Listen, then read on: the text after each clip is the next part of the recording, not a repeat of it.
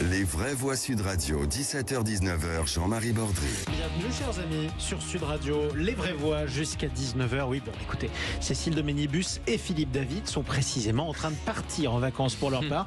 On vous dira pas où, ni dans quel hôtel, ni à quelle destination. Sachez qu'ils passent un moment très agréable et qu'ils sont très contents. Donc on va les deux, Jean-Marie. Exactement, vous entendez certaines voix que vous connaissez, qui vous sont familières. A priori vous les connaissez toutes les trois. Ce sont des vraies voix honoraires, honorées et honorable. Philippe Bilger est avec nous, bonsoir à vous. Bonsoir. Bon, je parle sous votre contrôle évidemment, jusqu'à la fin de cette émission.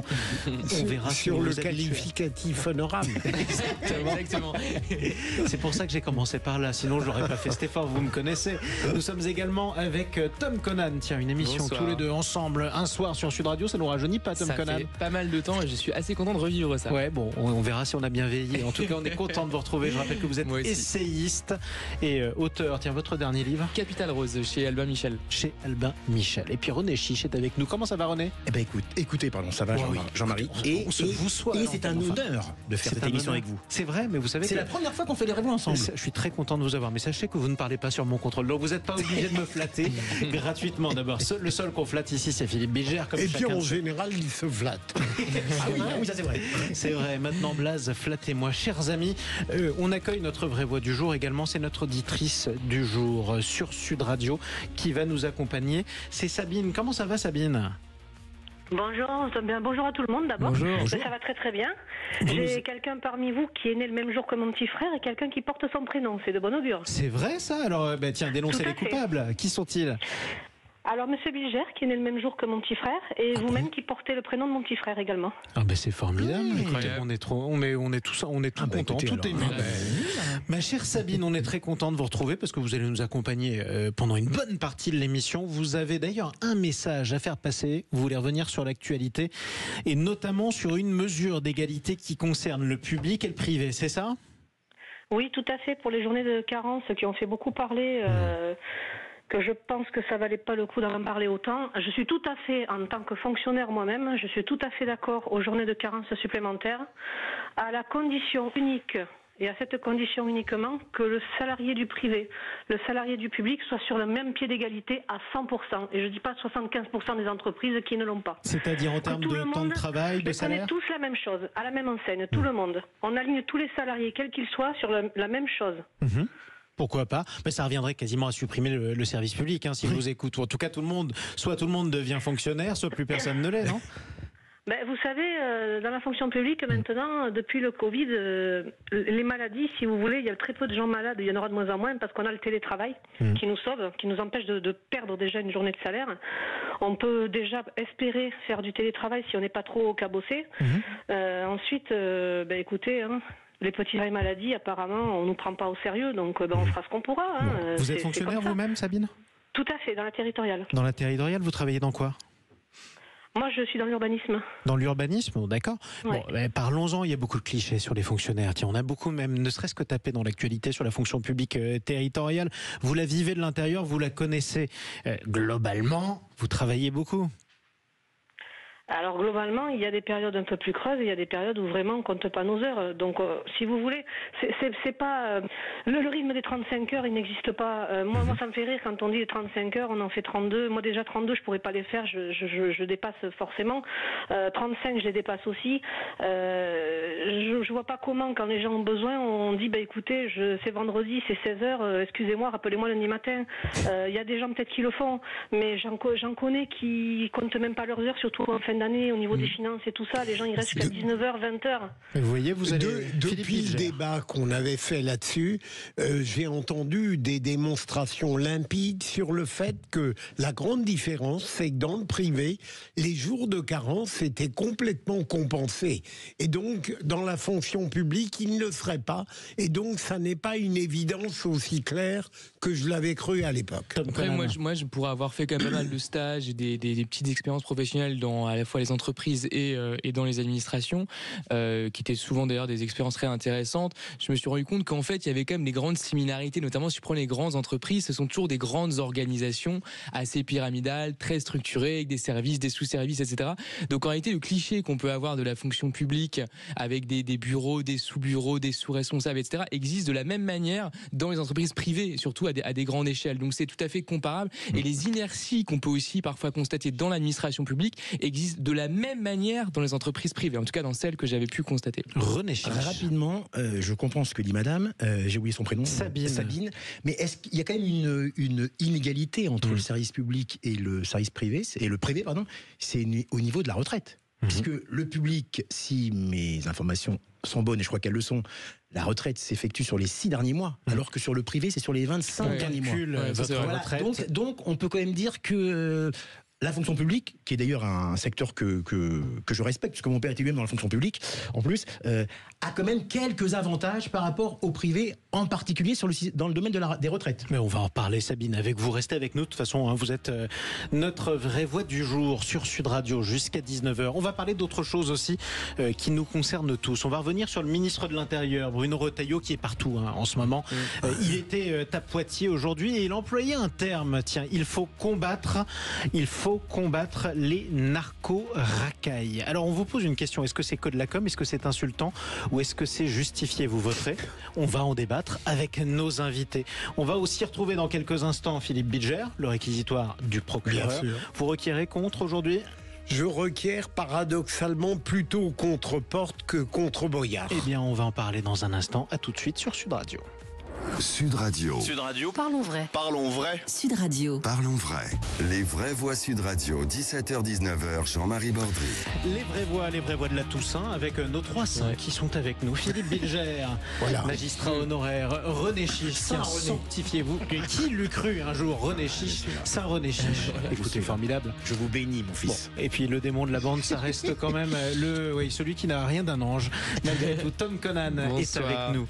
On est ensemble jusqu'à 19h. Je rappelle notre débat. Que pensez-vous des déclarations de Bruno Retailleau, le ministre de l'Intérieur, sur tous les fronts en ce moment? Il faut combattre les narco-racailles. Est-ce insultant?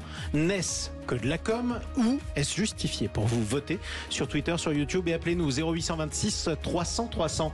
Dans quelques instants, le réquisitoire du procureur avec Philippe Bilger. Mais tout de suite, Félix Mathieu. Avec dans un instant les 3 mots dans l'actu. Exactement, on va j'ai inversé les deux. Assassinat, chiffres et records avec Emmanuel Macron qui reconnaît officiellement l'assassinat d'un leader du FLN par des militaires français en ce jour de commémoration en Algérie. Avec cette découverte, le plus grand nombre premier vient d'être découvert. Il fait un petit peu plus de 41 millions de chiffres. On va vous les lire à l'antenne. Enfin, ou pas. On va les compter. Un peu long, il paraît. Et puis Léon Marchand, un nouveau record à Singapour. Donc en 3 mois, assassinat, chiffres et records. Bon, mais tout de suite, un homme en colère. Les vraies voix Sud Radio, le réquisitoire du procureur, Philippe Bilger. Philippe Bilger, ce matin, vous requérez contre 2 députés insoumis. Voilà, mais avec modération. Ce matin, j'écoute donc Louis Boyard sur Sud Radio, questionné par Jean-Jacques Bourdin, et je ressens comme un miracle. Alors que je suis aux antipodes de ce jeune homme, à tout point de vue, eh bien, il articule. Il pense, il ne dit pas que des bêtises, on peut être dans... Et donc, je vois que LFI est touché par la grâce en ce qui concerne Boyard.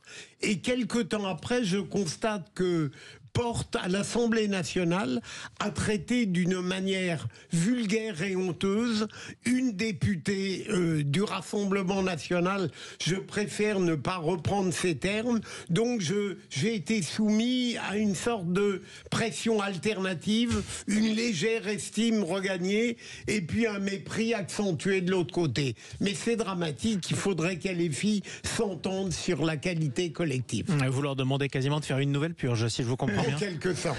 En quelque sorte. Alors on peut préciser ce qui est reproché à Monsieur Porte, député de la France Insoumise. Hier, il a asséné à plusieurs reprises. Manifestement, c'est en plus au procès verbal, un ferme ta gueule à certains de ses collègues du Rassemblement national. La séance était particulièrement houleuse pendant qu'une oratrice insoumise parlait de la bande de Gaza. Tiens, Philippe Bilger attendri par Louis Boyard, Tom Conan. Vous auriez cru entendre ça un jour? Non, effectivement, mais parfois je suis un peu surpris de ce que dit Philippe, donc ça ne m'étonne pas. Mais non, mais il a du talent aussi. Enfin, après, il faut quand même séparer le caractère polémique qui, moi, m'intéresse pas toujours. Effectivement, je suis ça quand même d'assez loin, je vous cache pas. Et le talent intrinsèque de certaines de ces personnes. Et chez LFI, il y a beaucoup de gens de grand talent. Enfin, faut quand même reconnaître ce qu'il y a. Oui, enfin, Louis Boyard, un talent, c'est quand même un grand mot. Par contre, je suis d'accord avec Philippe. Moi aussi, je l'ai écouté ce matin. Un talent oratoire. Oui, même pas oratoire. Mais il m'a agréablement surpris parce que ce matin, son discours était un peu construit, qu'on soit d'accord ou pas. C'était moins arrogant, moins même débile que ce qu'il fait à l'Assemblée. C'est peut-être aussi qu'il était bien interviewé, parce que pour que les réponses soient intéressantes, il faut des bonnes questions. Et alors justement, excellente remarque, parce qu'en même temps, il a quand même été assez bon face à Jean-Jacques Bourdin, quand même l'un des meilleurs intervieweurs politiques, l'un des plus coriaces, faut le reconnaître. Non, c'est vrai. Il a quand même su répondre. Il avait un peu d'aplomb. Et par contre, vous avez raison pour Thomas Porte, qui d'ailleurs s'en est pris aussi à Laurent Jacobelli. Il y a une fan aussi de Laurent Jacobelli. Mais alors, ses propos étaient non seulement honteux, vulgaires et grossiers, c'était même des menaces. C'est même des menaces. On va t'attendre dehors. C'est incroyable. Manifestement. Alors ça, je l'ai pas vu sur le procès-verbal. En revanche, est-ce qu'on peut deviner? Bon, voilà. Bref, c'était dans le brouhaha de l'Assemblée nationale. L'Assemblée nationale qui donne une piètre image, effectivement. Ils ont mal l'habitude. Après, ce que dit Thomas Porte, c'est exactement ça. Après, le combat politique est violent. Il a toujours été. Il est peut-être un peu plus dans la période récente, mais bon, pas non plus s'offusquer. Moi, je m'étonne un petit peu. Alors, je défends personne ici. On fait toujours comme si ça n'avait jamais été pire. Pardon. Relisez les minutes de l'Assemblée nationale. Monsieur Jaurès s'est fait frapper en pleine Assemblée. Et Monsieur Mendès France s'est fait traiter de circoncis. Silence le circoncis, ce à quoi d'ailleurs il avait répondu avec talent: votre femme est trop bavarde. Pardon, on a vu ça quand même dans l'Assemblée nationale. Marie, avec une énorme différence, c'est qu'il y a eu des grossièretés, des vulgarités, même des affrontements pires à une certaine époque, mais par des gens de culture. Ça changeait tout. Et puis, quand on dit ce qu'il a dit, casse-toi, ferme-la, je peux le dire, ta gueule, on va t'attendre dehors. Excusez-moi, c'est quand même, d'un niveau quand même extrêmement ordurier, voire même quasi délinquant. C'est drôle parce que j'ai un vague souvenir d'un président de la République qui n'avait pas dit grand-chose d'autre. Alors c'était pas dans l'Assemblée nationale, mais c'était Nicolas Sarkozy. Mais je suis d'accord.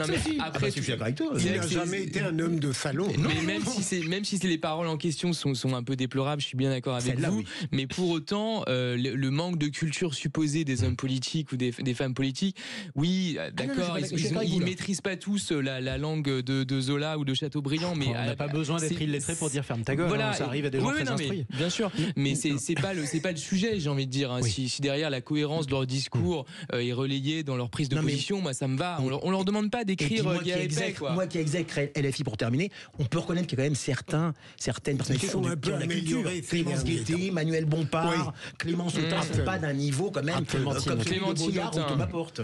Tous les insoumis sont dans la nature, manifestement pour vous. Tout de suite, on retrouve Félix Mathieu. Les vraies voix Sud Radio.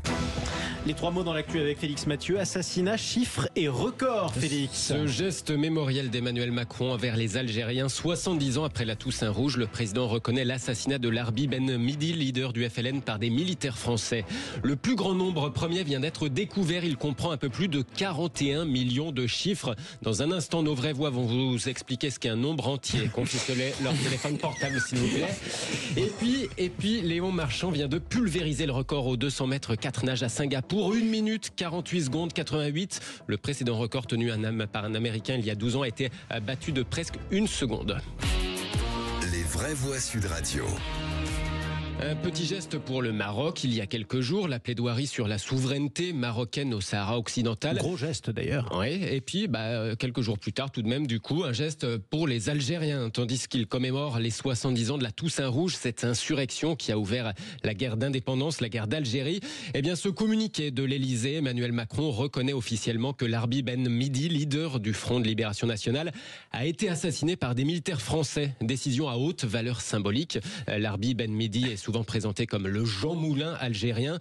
Au début des années 2000, un ancien général avait reconnu son assassinat, contredisant le récit officiel jusqu'ici en vigueur en France. Alors ce mea culpa de l'Elysée s'inscrit dans la continuité de la politique mémorielle d'Emmanuel Macron sur le sujet. Souvenez-vous, une autre déclaration avait beaucoup fait parler en 2017 lorsqu'il n'était que candidat à l'élection présidentielle. La colonisation fait partie de l'histoire française. C'est un crime. C'est un crime contre l'humanité, c'est une vraie barbarie. Et ça fait partie de ce passé que nous devons regarder en face, en présentant aussi nos excuses à l'égard de celles et ceux vers lesquels nous avons commis ces gestes. En même temps, il ne faut pas balayer tout ce passé. Et je ne regrette pas cela parce qu'il y a une jolie formule qui vaut pour l'Algérie. La France a installé les droits de l'homme en Algérie. Simplement, elle a oublié de les lire. Et voilà, le en même temps de 2017. La reconnaissance de cet assassinat atteste que le travail de vérité historique se poursuivra, souligne aujourd'hui le communiqué de l'Élysée. C'est aussi en pensant aux générations futures que le chef de l'État se fait devoir, encore et toujours, de chercher les voies de la réconciliation, des mémoires entre les deux pays. Philippe Bilger. Quelle démagogie, franchement. Voilà, après la visite très réussie, malgré la visite de ce humoriste prétendu qui a tout gâché, le président de la République, parce qu'il voit la réaction mais terrible de l'Algérie qui fait plus que la gueule historique et politique, éprouve le besoin le 1er novembre de reconnaître un assassinat, et c'est de la pure démagogie. Moi, je suis scandalisé par ce président qui n'a pas l'ombre d'une ligne et qui flotte au gré des vents. Et une politique étrangère qui n'a plus l'ombre d'une colonne vertébrale. Ceci dit, si on n'a jamais reconnu l'assassinat d'un combattant algérien et qu'on a la preuve de ce qui lui est arrivé dans les archives, pourquoi pas ne le rendre public, René Chiche? Non, mais voilà, des fois, je suis en désaccord avec Philippe Bilger sur différents sujets, mais sur celui-là, je suis d'accord avec lui. En plus, ça tombe quand même... Vraiment, juste au lendemain de sa visite au Maroc, ça tombe vraiment comme un cheveu dans la soupe, c'est extrêmement maladroit. Et je dirais même que c'est même un peu de l'amateurisme diplomatique. C'est incroyable. Tom Conan. Non, moi ça me semble bien vu, désolé d'être contre vous, mais, principe du débat. Je pense que on pourra jamais refermer la plaie de la colonisation, déjà, ça c'est certain. Néanmoins, ça reste une plaie, donc si on peut effectivement faire un certain nombre de gestes, même si c'est d'une portée qui est purement symbolique, je pense que ça va dans le bon sens, ça peut apaiser un certain nombre de consciences et aider à chacun à faire un travail de mémoire sur l'ensemble des sujets qui questionnent notre histoire, y compris celui-ci. Et les plaies françaises, est-ce que l'Algérie les referme? Ça, c'est un autre débat. Non, mais ça n'empêche pas. Ça n'empêche pas. Moi, c'est le timing. Je trouve ça tellement amateur et maladroit, franchement. La fête des morts, ça se conçoit. Bon, on va vous mettre d'accord avec des chiffres, chers amis. En tout cas, d'abord, la fête des morts, c'est demain, mon cher. C'est demain, mais bon, d'accord. Le deuxième mot, ce sont des chiffres. Le plus grand nombre premier vient d'être découvert. Félix. Oui, et quand on apprend qu'il y a plus de 41 millions de chiffres dans ce nombre premier, c'est une information quand même assez impressionnante, à condition évidemment de savoir ce qu'est un nombre premier. Ouais. Donc là-dessus, je laisse nos vraies voix vous l'expliquer. C'est quoi un nombre premier? Oui, bien sûr. Je sais, c'est un nombre premier. Un nombre premier. Je suis pas sûr, mais je crois que c'est un nombre qui n'est divisible que par lui-même. Voilà, c'est ça. Ou par un. Bon, par un lui-même, quoi. Vous voyez, ce sont les jeunes qui sont meilleurs en maths. Exactement. Le niveau baisse pas. Oui, j'ai eu 4 en maths au bac, je ne peux pas vous répondre. Et donc, le tout nouveau découvert comprend plus de 41 millions de chiffres, soit 16 millions de plus que le précédent connu. Ça veut dire qu'il faudrait environ 80 livres de poche pour l'écrire en entier. C'est une idée. Oui, ça fait de la lecture. C'est un Américain employé d'une société californienne de la tech qui vient de le découvrir grâce à un super calculateur de l'entreprise réparti sur des serveurs du monde entier, pour vous dire quand même que c'est du lourd. Il promet de donner à une bonne cause les $3000 empochés pour cette découverte. Bref, j'ai assez bavardé, je vous le donne, ce nouveau nombre premier. 1, 3, 6, 2, 7, 9, 8, 4... ça vous dérange pas, je peux continuer. Bon, allez, j'ai égaré l'affiche, je vous donnerai peut-être la suite une prochaine fois. Les mauvaises langues disent que ça correspond au nombre de fois où Emmanuel Macron a changé de pied sur la politique étrangère. Troisième mot, record également, rapidement, Félix Mathieu, aussi rapidement que Léon Marchand qui vient d'en battre un à Singapour. Oui, l'as des slips de bain encore sévique. Calmez-vous, Tom. On parvient de la Coupe du Monde en petit bassin. Pardon. Ce matin, Léon Marchand vient d'y battre le record du 200 mètres 4 nages. Et le voilà, le premier record du monde. Une 48,88. Une 48,88. Un record du monde pulvérisé. Il a pris son chrono. Il l'a jeté contre le mur et on en a retrouvé aux 4 coins de Singapour. Le premier homme sous les 1 minute 49. Un record battu de façon incroyable par rapport à celui de Ryan Lochte. Bravo Quel champion, Léon Marchand. Et donc, qu'est-ce que Léon Marchand a acheté contre le mur? Voilà, c'est le chrono. Aussi. Bravo à notre Léon Marchand. 1 minute 48 secondes 88 centièmes. Il voulait le faire, et il l'a fait. Et ben c'est ça. Il s'est fixé un objectif, il l'a tenu. Et pour établir la vérité, je ne porte pas de slip de bain, mais des shorts de bain uniquement. Eh ben ça veut dire que vous allez... Et donc je ne vais pas aux piscines. Je n'y vais pas. Ça veut dire C'est que vous ne vous étonnant que baignez. vous soyez fiers au fait de vos apparences intimes. Oui, ça m'étonne pas tant que ça. Mais quoi qu'il en soit, nous y reviendrons une autre fois. Les places à un débat autrement plus sérieux. La guerre des gangs qui fait des ravages un peu partout en France. Parfois des rixes avec plusieurs dizaines ou centaines de jeunes impliqués. C'est ce qui s'est passé dans une ville en France. Le ministre de l'Intérieur qui prend la parole et qui est sur tous les fronts. Il faut combattre les narco-racailles. On vous demande si ce terme est pour vous insultant, si ce n'est que de la com ou si au contraire c'est parfaitement justifié. Un ministre qu'on voit partout, tiens, on en parle avec notre invité Éric Henry du syndicat Alliance Police Nationale. Bonsoir à vous Éric Henry. Bonsoir. Et bienvenue sur Sud Radio. Bruno Retailleau qui est sur tous les fronts. Est-ce que c'est bon signe pour le policier que vous êtes ou pas? Écoutez, nous allons voir. Nous verrons dans un instant avec vous. 0826 300 300, à tout de suite. Sud Radio. Sud Radio. Parlons vrai. Parlons vrai. Sud Radio. Parlons. Les vraies voix Sud Radio. 17h-19h, Jean-Marie Bordry. Les vraies voix sur Sud Radio avec un procureur en pleine forme d'ailleurs en ce jour de la Toussaint. Tiens, si c'est la Toussaint, c'est la Saint-Philippe. Puisque c'est la fête de tous les saints. Bonne fête, Philippe. On peut le dire, merci. Exactement, on est avec vous jusqu'à 19h. Joyeuse fête. Tom Conan.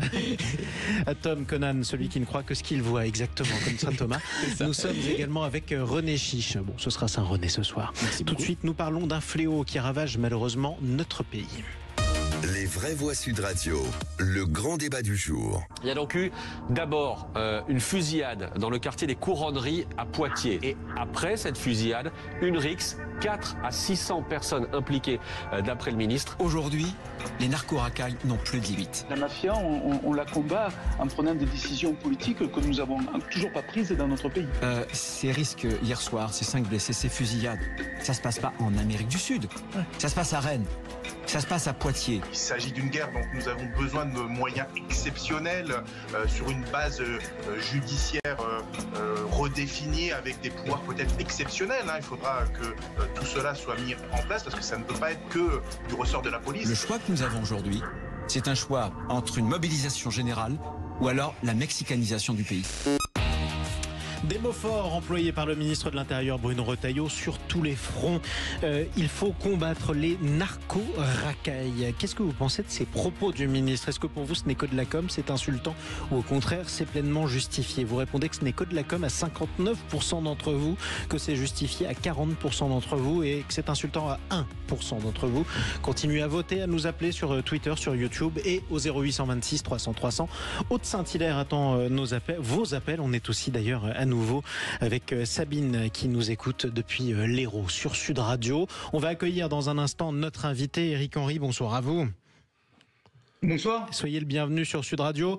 Vous êtes le délégué national du syndicat Alliance Police Nationale. Vous nous direz ce que vous pensez à la fois des propos du ministre de l'Intérieur et en même temps de ce qu'il compte faire. Si cela vous convainc, vous nous le direz dans un instant. Avant ça, mexicanisation du pays, terme employé par Bruno Retailleau. Ça fait allusion à la guerre contre la drogue qui a fait plusieurs centaines de milliers de morts au Mexique depuis 15 ans.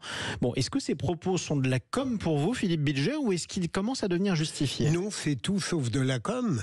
Évidemment, on peut discuter l'adhésion totale que j'ai à l'égard de Bruno Retailleau depuis longtemps. Je n'ai pas attendu au ministère qu'il soit ministre. Donc, narco-racaille, si c'est une insulte, elle est bien heureuse.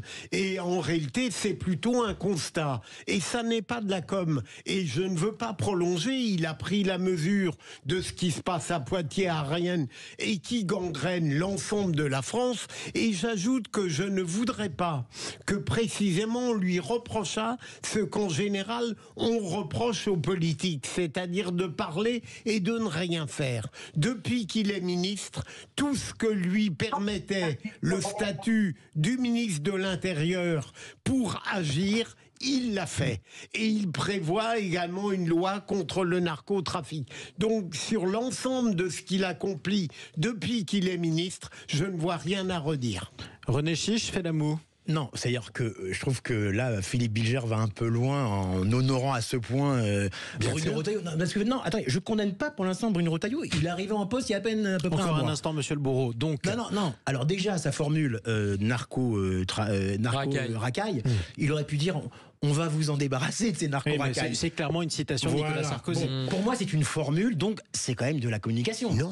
Ah si, ce qu'on dit, c'est une communication. De toute façon, maintenant, il va. Non, mais je peux dire ce que je pense. Bien sûr, c'est vrai, c'est une formule. C'est pas quelque chose qui pour l'instant, est une preuve d'action. Maintenant, je ne veux pas lui jeter la pierre. J'espère qu'il va mettre en place un véritable plan anti-drogue. J'espère qu'on en parlera.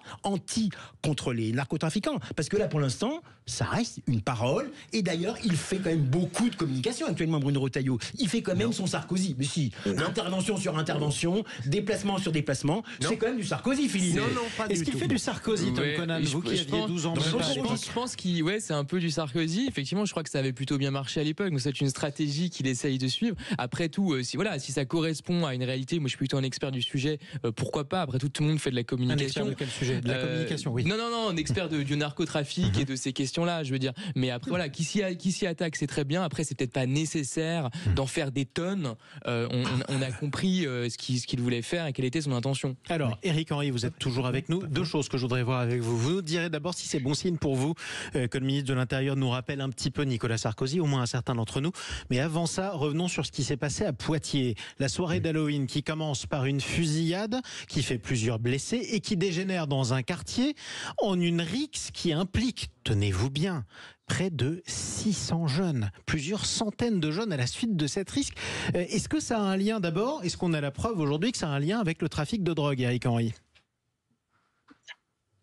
Alors, des éléments parvenus jusqu'à nous et depuis ont été d'ailleurs démentis par la préfecture par la préfecture, on serait plutôt de l'ordre de 40 à 60 belligérants. D'accord. Non pas entre 400 et 600. Bon, il y a eu des chiffres un petit peu contradictoires toute la journée. Donc on enlève un zéro.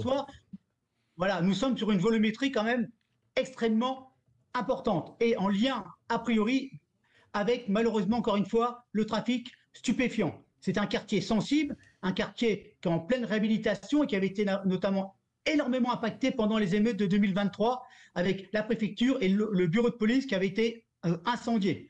Là, les premiers éléments de l'enquête, en tout cas, laissent présumer qu'on est bien, encore une fois, sur du trafic de stupéfiants. Oui, alors je vous donne aussi cette information qui nous parvient à l'instant et en direct. Une personne est hospitalisée en urgence absolue avec un pronostic vital engagé. C'est à la suite de la fusillade survenue hier soir à Poitiers qui a donc précédé la rixe impliquant, d'après ce que vous venez de nous dire, plusieurs dizaines de personnes. Je précise aussi que le préfet de Poitiers a expliqué que pourtant le trafic de drogue était plutôt limité dans ce quartier. Vous avez la confirmation ou pas, Éric Henry? Mes collègues vous diraient que le trafic de stupéfiants gangrène aussi ce quartier. Alors là où les faits ont lieu, a priori, on serait plus sur du Uber.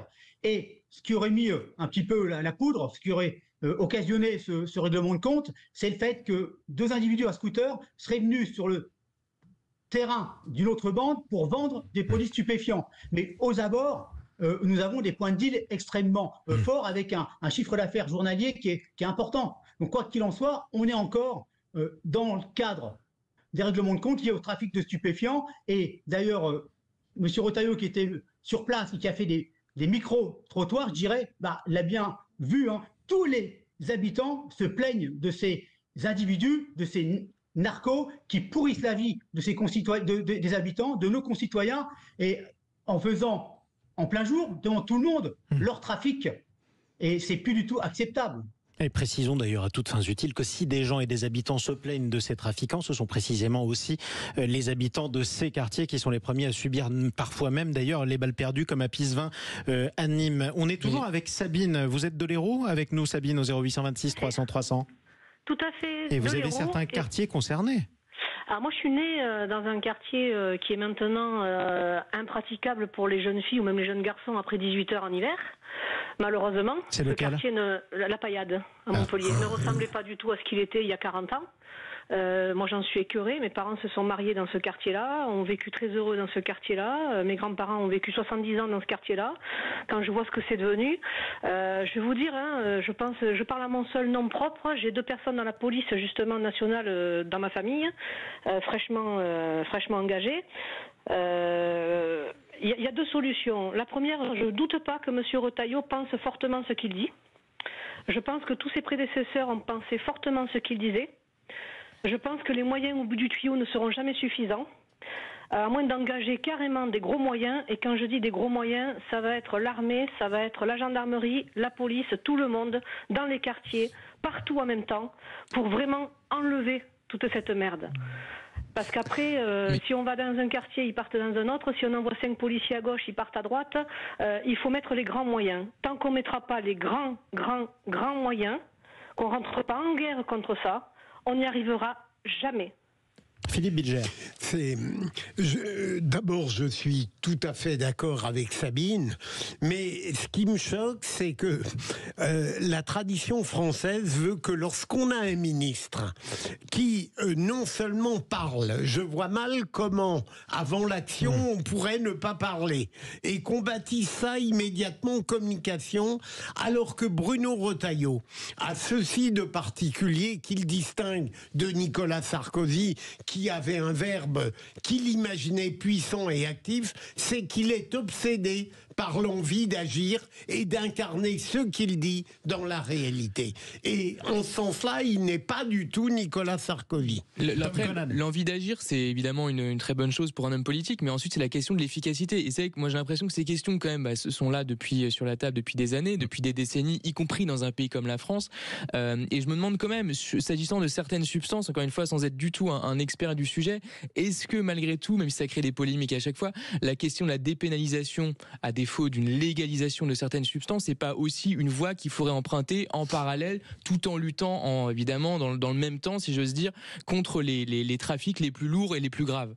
C'est une question que je pose. C'est une question que je pose. On ne peut pas interdire, on le valide. René Chiche. Oui, alors, non, mais Bruno Retailleau, il peut parler, il n'y a pas de souci, il a le droit. Faire la communication, il en fait. Mais maintenant, il faut agir. Or, on ne peut agir en France que si on a une véritable stratégie, de toute façon, non seulement française, mais maintenant il faut une véritable stratégie internationale. Il y a eu un voyage au Maroc là récemment qui a été fait.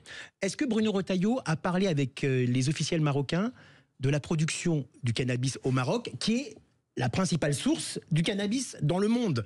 Je ne sais pas, il n'en a pas parlé, il nous a pas parlé aujourd'hui de ça, il n'a pas dit le Maroc, etc.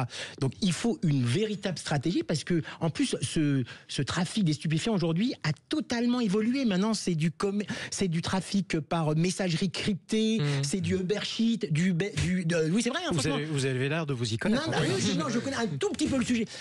Et tant qu'on donnera pas les, c'est pour ça que c'est pour ça que je ne condamne pas d'entrée Bruno Retailleau, moi, Philippe. Il faut qu'il mette vraiment maintenant en place. Mais il fait quoi, à votre avis? Pour l'instant, on va voir. Eh bien, parce que c'est pas comme disait Tom Conan, c'est pas le Premier ministre qui, depuis 30 ans, dit on va agir, on va saisir les comptes des trafiquants. Et il faudrait aussi, que l'Europe fasse pression sur plusieurs pays comme Dubaï, ou comme les Émirats, ou comme le Maghreb, où vivent les trafiquants, un grand nombre de trafiquants, il y a des banques qui blanchissent l'argent des trafiquants. Éric Henry, on en parle avec vous, c'est important d'en parler avec vous. Bruno Retailleau comparé d'abord à Nicolas Sarkozy. Est-ce que c'est bon signe? Est-ce que c'est justifié pour vous? Est-ce que c'est bon signe? Et pourquoi pas? On a le droit de commenter des expressions. Si, je vais vous répondre sur plusieurs points. En ce qui concerne là l'expression de Bruno Retailleau, narco-racaille. Bon, évidemment, on a tous pensé à Nicolas Sarkozy en octobre 2005 sur la dalle d'Argenteuil lorsqu'il parlait de Karcher. Ça, c'est une évidence. Bon, maintenant, ce qui est sûr, c'est qu'il a envie de faire. Il le démontre. Hein, il se déplace beaucoup et il a compris que la lutte contre les stupéfiants devait être une priorité nationale. C'est la mère de toutes les autres infractions liées à la criminalité organisée. C'est clair. Vous l'avez rappelé, c'est un chiffre d'affaires qui est énorme. On parle 4 milliards d'euros de chiffre d'affaires par an. On parle aussi du fait que ça fasse vivre 250 000 personnes, c'est 2 fois plus de points de deal que de restaurants McDo en France, donc c'est énorme. Ça génère d'autres types de criminalité, mais cette loi, elle doit être fondamentale, parce que la loi contre le trafic de stupéfiants, elle est d'intérêt national. La sécurité, c'est ni de droite ni de gauche, c'est d'intérêt national, d'intérêt supérieur. Quand Bruno Retailleau sonne la charge, à l'unition. Éric Henry, en parallèle. Quand Bruno Retailleau sonne la charge, Éric Henry, contre ceux qu'il appelle ces narco-racailles, est-ce que vous le croyez? Vous dites ça vous rappelle un peu Sarkozy. Est-ce que vous êtes heureux de la suite de la politique menée par Nicolas Sarkozy à l'époque où il était ministre de l'Intérieur? Non, alors justement, il faut aller bien plus loin. Et ça a été aussi rappelé par certains des intervenants. Cette coopération internationale, faire pression sur les pays producteurs comme le Maroc, comme la Colombie, bien sûr, parce que sinon on n'y arrivera pas. La saisie des avoirs criminels, notamment dans le cadre de la non-justification de ressources, pour prendre l'argent de ces dealers, de ces criminels, justement, qui sont pour certains à l'étranger. Oui. Alors, si on ne fait pas cela, on n'y arrivera pas, parce que nous, les policiers en droit interne, eh ben, on est démunis par rapport à cette pieuvre qui, justement, génère des bénéfices énormes et qui dispose de moyens colossaux, alors que nous ne disposons pas ni d'outils législatifs, ni de moyens pour pouvoir y faire face. C'est en ce sens que c'est important d'agir via la communauté internationale si on ne veut pas que cette pieuvre s'étende sur notre territoire. Je le rappelle, 4 milliards quand même de bénéfices, chiffre d'affaires ou bénéfices par an, après tout dépend un petit peu des études, mais on est dans l'ordre de 0,1 point du PIB, d'après l'INSEE. Oui. C'est quand même relativement inquiétant. Donc on n'est pas encore dans le cadre d'une mexicanisation ou d'une cartélisation. Oui, ça c'est important de le dire aussi, parce que la guerre... Au Mexique, c'est 24 meurtres pour 100 000 habitants. On est à 1,2 pour 100 000 habitants. Mais il y a le risque. On peut être sur cette voie de la mexicanisation. Et Alliance Police Nationale, via son porte-parole, il y a quelque temps, a été la première organisation syndicale à alerter sur cela, à alerter sur cette impérieuse nécessité de lutter contre contre cette criminalité, contre le trafic de stupéfiants. Et Éric Dupond-Moretti, excusez-moi, je suis un peu long, mais Éric Dupond-Moretti avait émis l'idée d'un parquet national anti-criminalité organisée avec des juges professionnels et également en parallèle mettre en place un statut du repenti.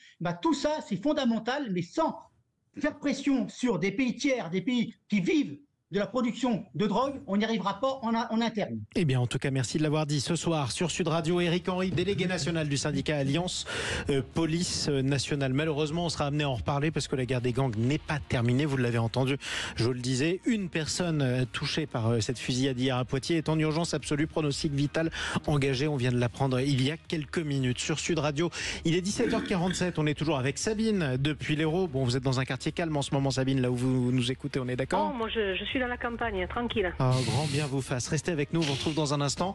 On va essayer de se détendre tranquillement, comme vous le dites, avec nos vraies voix. Faites attention, ils trichent. Certains d'entre eux trichent. On va jouer surtout tout de suite. Sinon, on ne gagne pas. Sud Radio, votre attention est notre plus belle récompense. Moi, je regarde les matchs, mais je fais le couple son de la télé et je mets Sud Radio. Les meilleurs commentateurs, c'est Sud Radio, il n'y a rien à dire. Sud Radio, la radio du rugby. Les vraies voix Sud Radio, 17h-19h, Jean-Marie Bordry. Les vraies voix Sud Radio qui ont continué à débattre avec notamment le premier avocat du premier flic de France, Philippe Bilger, qui est avec nous. Toujours. Nous sommes avec René Schiss. Je dirais plutôt l'attaché de presse du premier flic. C'est déplaisant. Non. Oui, c'est déplaisant. Pas attaché de presse. Il ne suit pas l'actualité. C'est ça. C'est pas grave. C'est très bien que vous soyez remontés comme des coucous, parce que vous allez être amené à tricher dans un instant avec Tom Conan. Bonsoir. C'est le meilleur en maths. On verra si c'est celui qui est le plus au fait de l'actualité. Parce qu'aujourd'hui, on va jouer avec Sabine, toujours depuis l'Hérault, 0826 300 300, et quelqu'un qui a été chargé de sélectionner les questions qu'on va vous poser. Quelqu'un de particulièrement sadique, qui est spécialisé en slip de bain, donc, et en questions d'actualité. C'est Félix Mathieu. À tout de suite. Les vraies voix Sud Radio, le quiz de l'actu. Le quiz de l'actu, autrement nommé Qui c'est qui l'a dit. Vous êtes prête, ma chère Sabine ? On va essayer. On va vous poser, ou plutôt le terrible Félix Mathieu va vous poser plusieurs questions. Il va vous demander qui a dit la phrase qu'il va vous lire. Vous allez proposer une réponse avant. Personne n'a le droit de vous griller la politesse, Sabine, personne. D'accord. Et ensuite, si vous avez tort, eh bien, ce sera les vraies voix qui répondront à votre place. On commence par une première question avec vous, Félix Mathieu. Qui c'est qui l'a dit pour 3 points? Oui, en s'adressant au peuple moldave, la voix de l'Europe est celle de la liberté. Sabine? Alors ça, c'est un tordu. C'est le président Macron, je pense, parce que pour parler comme ça... Bon, 3 points, c'est très bien. Vous avez 3 points, ma chère Sabine. Deuxième question, toujours pour 3 points. Qui c'est qui l'a dit? C'était très excitant pour moi. J'ai essayé de faire quelque chose qui n'avait jamais été fait avant. Sabine ? Si c'était pas si tôt, je dirais autre chose, mais c'est quelqu'un qui doit être bien. Je dirais un LFI. C'est pas Léon Marchand ? Oui. Et vous voyez, écoutez, Philippe Bilger a l'esprit moins mal placé que vous, manifestement. Je comprends pas qu'on ne fasse jamais 2 heures de sport. C'est pas grave, mais on devrait en faire. Ça fait 3 points pour Philippe Bilger, 3 points pour vous, ma chère Sabine. Troisième question pour 2 points cette fois-ci seulement. Qui c'est qui l'a dit? Le gouvernement devrait siffler la fin de la récréation très rapidement, utiliser le 49.3 et faire adopter ainsi le budget. Oh, je l'ai entendu l'autre jour. Monsieur Bilger, allez-y, parce que je sais que vous avez la réponse. Oui, mais là, je comptais sur vous pour votre erreur et que je la corrige. Un indice, peut-être. Bon, c'est un homme politique. Oui. Ah oui. De droite. De droite. Médecin. Pas Philippe Juvin. Ah, Juvin. Allez, René Chiche. J'ai dit. Ah, de justesse, hein. Mais moi, je dis le prénom en plus. Exactement. Ouais. Il ne mérite pas d'être Autre question pour 3 points. Qui c'est qui l'a dit? Je n'imagine pas mettre un policier en uniforme sur l'espace public sans qu'il soit armé. Philippe Bilger. Bruno Retailleau. Non plus. C'est un maire. Estrosi. Non. Maire de Grenoble. Non. Lisnard. Non. Oui, attends, ça me dit quelque chose. C'est pas facile parce que c'est vrai qu'il est moins connu que les Il est autres. moins C'est dans connu. l'Ardèche. Allez, Joseph. Aragon, comment fait le gars de la Drôme? Dans la Drôme Non, en Ardèche. L'Ardèche? Non, ce sera dans la Drôme. Donc, Félix Mathieu avait fait une faute de frappe dans sa question. Bravo, Félix. Si on nous donne pas des bonnes questions. Moi, sachez que c'était le maire de Valence. Valence en France, évidemment. Ah oui. Nicolas d'Aragon. On continue. Ah oui, Question pour je l'ai 3 dit points. d'Aragon. Ah non. Ah si. Non. J'ai dit d'Aragon. Non, vous l'avez pas dit. Ah si, j'ai dit d'Aragon. Écoutez, je regarde l'arbitre vidéo. J'ai entendu Raymond Aron, mais. Maxime Sénat. Il a dit d'Aragon. Philippe Bilger l'a dit. Philippe Bilger l'a dit. Vous avez donc. Merci pour votre honnêteté. C'est un ministre délégué de Retailleau. C'est pire que Philippe David. Allez, continuons avec une question pour 3 points, ma chère Sabine. Merci, Maxime. Vous pouvez encore égaliser. Emmanuel Macron a un certain esprit dictateur et il n'a pas de pratique démocratique du pouvoir. C'est pour vous, Sabine. Bardella. Boyard. Panneau. C'est moi, Boyard. Boyard. Ah ben on l'a dit en même temps là. J'ai une question subsidiaire. Où l'a-t-il dit? Sud Radio Bourdin. Non, mais attends, je l'ai dit. Écoutez, Non, j'ai dit le premier. Monsieur Philippe Bilger. Maxime, qui dit le premier? Ma chère Boyard. Sabine, c'est pas Là, c'est grave. tellement subtil, je pense que vous l'avez dit vraiment en même temps. En tout cas, j'ai pas les ralentis nécessaires. Allez, Ça vous êtes n'enlève gentil rien. avec René. hein. Ça n'enlève rien au fait que c'est Philippe Bilger qui a gagné ce soir. Ah oui. De toute façon, c'est lui qui Et a gagné ce pourtant, soir. il truande, lui. Il truande. Sabine, je suis désolé, Sabine. Sabine, Bon, avec plaisir, c'était amusant. vous vous êtes fait truander par Philippe Bilger, ça arrive. Non, Vous il êtes- a pas Merci, joué, Sabine. Je reconnais là son expertise. Exactement, bon écoutez. En tout cas, c'est pas grave. On est ravis de vous avoir eu ce soir, ma chère Sabine, au 0826 300 300. Rappelez-nous évidemment, revenez toujours sur Sud Avec Radio. plaisir. Parlons vrai. À suivre sur Sud Radio, la 2e heure des vraies voix. Nous allons parler logement. 1er novembre, c'est aussi le top départ de la trêve hivernale. Qu'est-ce que cela implique? Est-ce qu'elle est parfois détournée? Pour qui elle est nécessaire? On va en parler avec notre invité dans le coup de projecteur des vraies voix. Et avant ça, témoignage sur Sud Radio en direct depuis la ville de Valence où la situation reste très difficile. Cette fois-ci, je parlais de Valence en Espagne. À tout de suite sur Sud Radio, on va se retrouver pour un nouveau journal. Sud Radio. Sud Radio, parlons vrai. Parlons vrai. Sud Radio. Parlons vrai. Les vraies voix Sud Radio, 17h-19h, Jean-Marie Bordry. Les vraies voix sur Sud Radio avec nos 3 vraies voix du jour. C'est les vraies voix de la Toussaint. Vous vous dites ce n'est pas la voix de Philippe David, je vous le confirme, il n'est pas là. Cécile de Ménibus non plus n'est pas là. Ne vous inquiétez pas, ils reviendront dès 17h, sonnantes et trébuchantes lundi prochain. Ils sont en vacances. Mardi prochain, pardonnez-moi, c'est les vacances. C'est la Toussaint en quelque sorte. Philippe Bilger, il ne prend jamais de vacances, presque pas. Non, parce qu'au fond, en vacances, je fais rigoureusement la même chose que ce que je fais chez moi. Donc vous êtes en train de me dire que vous êtes en vacances là, par exemple, pour vous? Absolument. Absolument. Bon, bah, écoutez, on va vous faire Et travailler. puis, malgré quelques énervements. Quelques énervements dus à certains énergumènes qu'on entend rigoler comme René Chiche qui est avec nous ce soir. Je suis très content d'énerver Philippe Bilger. Hein. Mais écoutez, vous êtes venu pour ça. Sachez que vous êtes là pour ça. Et Tom Collin n'énerve personne. Lui, il contemple. Non, moi, j'essaie d'être gentil, hein, mais bon, derrière, ça gratte un peu. J'aimerais quand même dire que c'est le plus jeune et que c'est à la fois le plus sage. C'est vrai.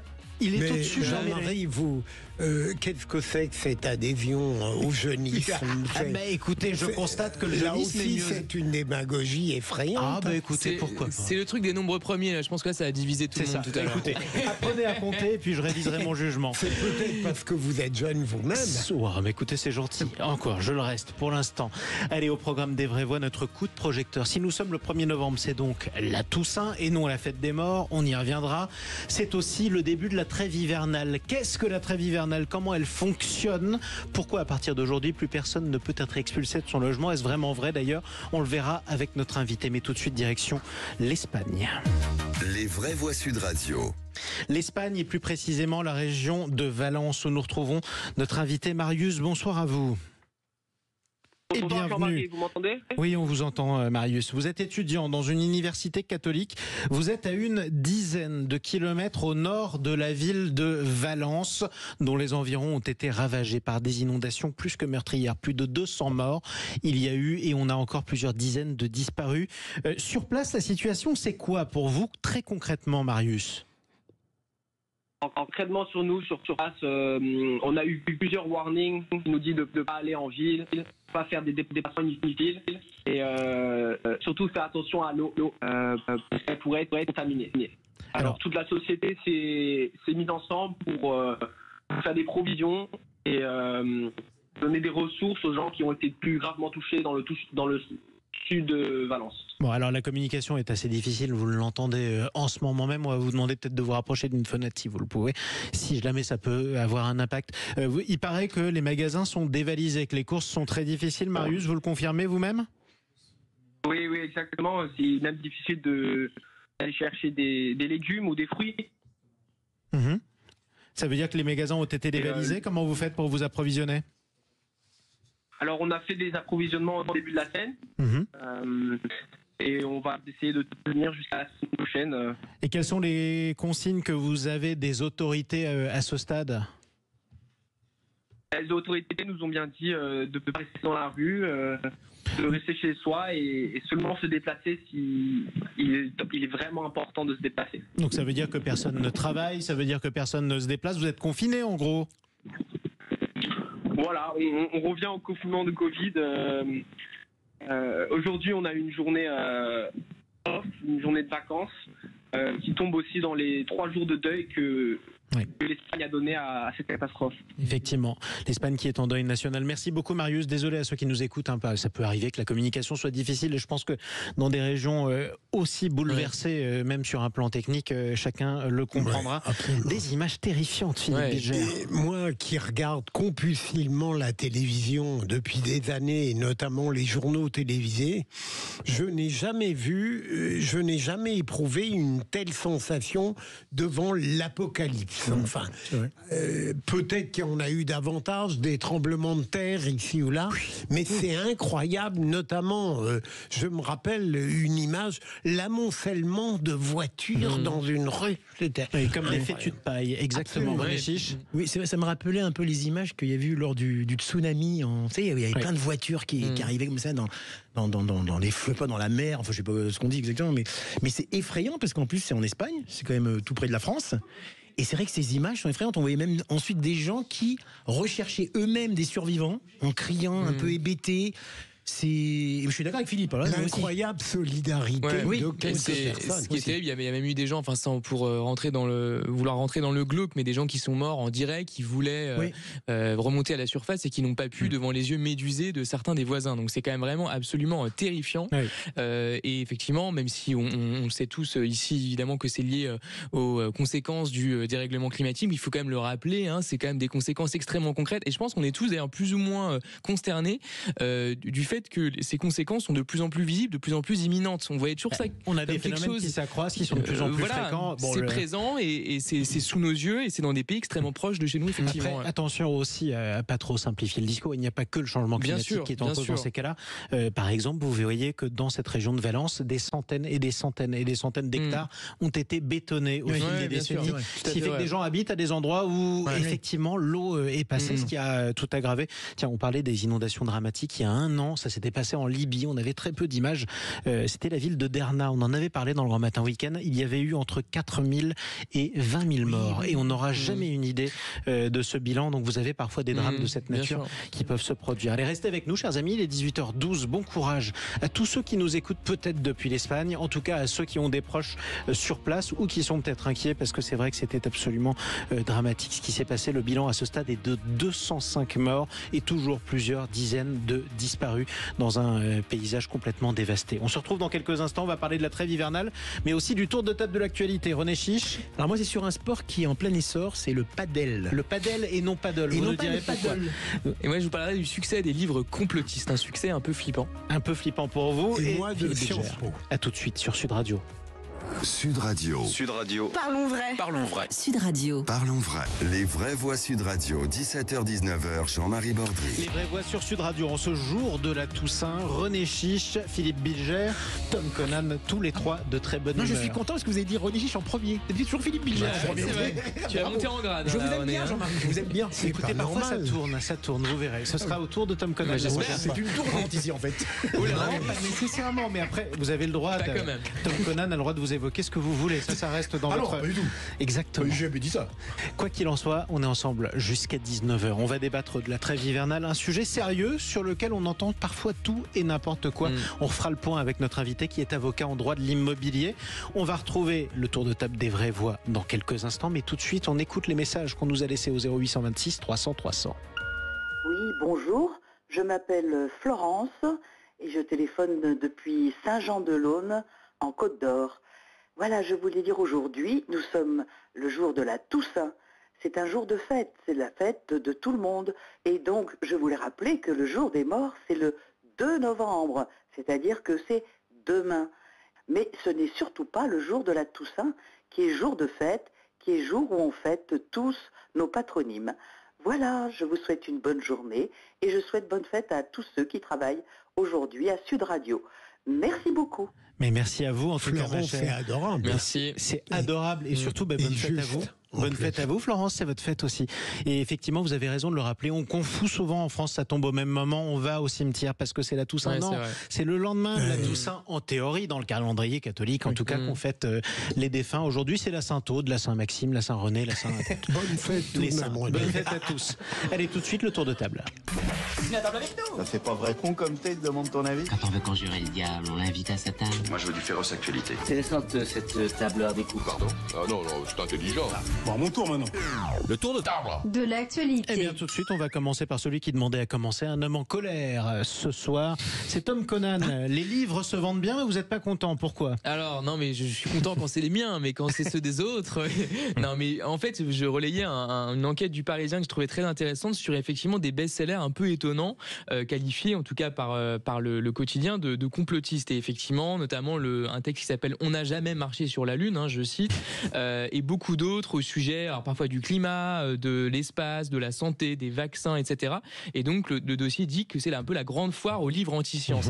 Et effectivement, quand on se penche là-dessus, j'ai vérifié, en effet, dans certaines catégories, notamment sur Amazon et la Fnac, donc c'est pas uniquement Amazon, vous avez en effet des premiers en tête de gondole, si je veux dire, dans numéro 1 des ventes, dans plusieurs grandes catégories qui sont des livres effectivement complotistes qu'on peut vraiment qualifier comme tel. Donc il y a un engouement très fort. Alors, ça on le voit, c'est un peu déplorable, mais au-delà de ça, la question qui se pose, c'est est-ce que ces plateformes sont pas quand même un peu responsables d'un point de vue éditorial ou d'un point de vue du classement de ce genre de choses? Est-ce qu'il faudrait mettre en avant, parce que c'est quand même une incitation aussi à l'achat, parce que ça va très bien quand on voit qu'un livre est numéro 1, vous avez envie de l'acheter. Donc est-ce que c'est justifié lorsque des livres sont ouvertement anti-vax, etc. Faudrait qu'elles arrêtent de le vendre carrément? Non, moi, absolument pas. Moi, je suis absolument pas hostile à la vente de livres, quand bien même il dirait un grand nombre de conneries. Il faudrait sinon interdire beaucoup de livres. Hein. Donc, je suis pas du tout hostile à ça. Néanmoins, que ça soit à ce point-là mis en avant lorsque c'est des livres qui se prétendent être des essais, si vous voulez, de vulgarisation, etc., et que ça dit n'importe quoi, ça peut être un peu problématique. En tout cas, ça pose question. Philippe Bilger. Oui, mais Tom, voilà un point de vue très équilibré. Et non, mais plus sérieusement, non seulement ce complotisme complotisme a toujours existé, mais il augmente. Et je me demande s'il n'y a pas un ressort dans l'humanité qui devient de plus en plus mal à l'aise devant des vérités consensuelles évidentes, mais qui a besoin qu'on lui démontre que c'est faux, que c'est pas vrai, qu'on lui cache des choses. C'est la base du complotisme, c'est tout de même une suspicion systématique. Ouais, mais le problème c'est qu'ensuite ça a vraiment un certain nombre de répercussions, parce que ensuite quand vous êtes convaincu par un livre qui est ouvertement anti-vax, ou qui va remettre en cause le fait que la Terre est ronde, ou que on a marché sur la Lune, effectivement après vous pouvez développer un certain nombre d'autres théories périphériques qui vont remettre en cause, je sais pas, l'existence de l'État, etc. Donc ça, on arrive après quand même en plein délire. Il y a aussi toutes ces personnes, vous savez, qui parfois font un peu de la médecine alternative en prétendant être médecin mais qui ne le sont pas vraiment, et ça, enfin, dans une espèce de zone grise qui peut être un peu problématique. Donc voilà, c'est quand même un sujet assez sérieux, mais si je veux pas non plus exacerber le problème. Mais d'avoir votre opinion, vous avez le droit de la défendre, vous êtes là pour ça. Parlons vrai sur Sud Radio. René Chiche. C'est un sujet sérieux, mais j'arrive pas à comprendre exactement ce que vous voulez dire, Tom, parce qu'en fait, si ces livres sont mis en avant sur les plateformes, c'est parce qu'ils se vendent. Oui, d'accord, mais donc c'est le marché, Ah oui, non, bien sûr. Les gens achètent ce qu'ils veulent, croient ce qu'ils veulent. Je vois pas ce qu'on peut faire. Non, mais je suis d'accord avec vous qu'il y a beaucoup de livres complotistes. C'est d'un point de vue éditorial, c'est-à-dire qu'en fait, quand vous allez sur des sites aussi importants, mainstream, comme on pourrait dire, et que vous avez telle catégorie A, numéro 1 des ventes, etc., c'est quand même une dimension éditoriale. C'est pas uniquement un référencement du livre, c'est-à-dire que c'est des livres qui sont labellisés, qui sont mis en avant de la manière que, par exemple, dans une librairie, vous avez tout simplement, quand vous entrez dans une librairie, la FNAC est en librairie, vous avez des étals avec des livres mis en avant. C'est le marché, c'est justifié de mettre en avant. Dans les livres, si un peu édition comme vous, Tom, c'est le marché, c'est le lecteur qui fait la loi. Sur des principes scientifiques. Si un livre dit on n'a jamais marché sur la Lune, c'est une absurdité, ça a été démonté plusieurs centaines de fois. Et c'est un essai, c'est pas un roman. Ça serait un roman, ça pourrait être drôle. C'est parce qu'il y a des gens qui veulent acheter ce livre. Oui, d'accord, René, mais on pourrait imaginer sérieusement, c'est vrai pour, la référence politique, des libraires ne veulent pas prendre le livre de Jordan Bardella. On est complètement libre quand on ne souhaite pas faire une promotion pour un livre qui dit en plus, on le fait. Mais ces plateformes le font pas, c'est un peu le problème. Écoutez, je vous propose de passer à un sujet autrement plus consensuel. C'est la différence entre le paddle et le padel. C'est le tour de table de Renaud Chiche. Alors d'abord, vous allez nous expliquer. On parle de sport. Absolument, c'est parce que vous êtes un grand sportif.